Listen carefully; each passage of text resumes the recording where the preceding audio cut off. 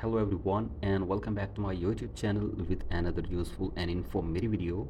So guys, in this video I'm going to show you how to fix iPhone battery draining too fast on iPhone in iOS 27.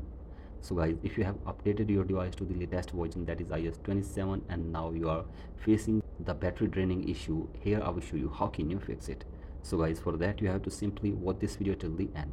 So guys, first of all you have to simply enable a low power mode on your Apple device. So guys, for that open settings and then go to battery and then scroll it below and then go to power mode and enable low power mode on your device.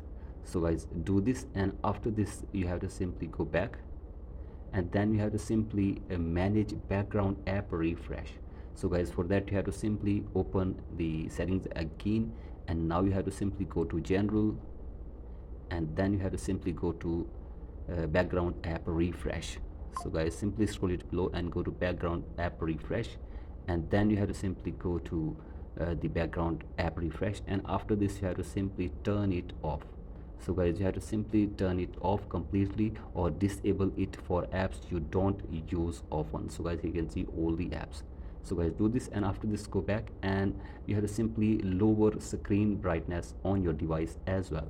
So guys, for that you have to simply open the general settings again and then go to display from here, and then you have to simply lower the screen brightness of your device. So guys, reduce your screen brightness manually or turn on auto brightness. So guys, do this, and after this go to locations and restrict apps from tracking your location in the background.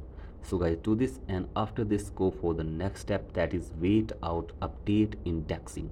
So guys, if you recently updated your software, normal background indexing can cause temporary battery drain for a few days. You have to simply wait for that, and after this you will fix this problem and this issue on your Apple device, and the battery draining issue will be resolved. So guys, that's it for today's video. Hope this video helps you. Please like and subscribe to my YouTube channel as well. Thank you.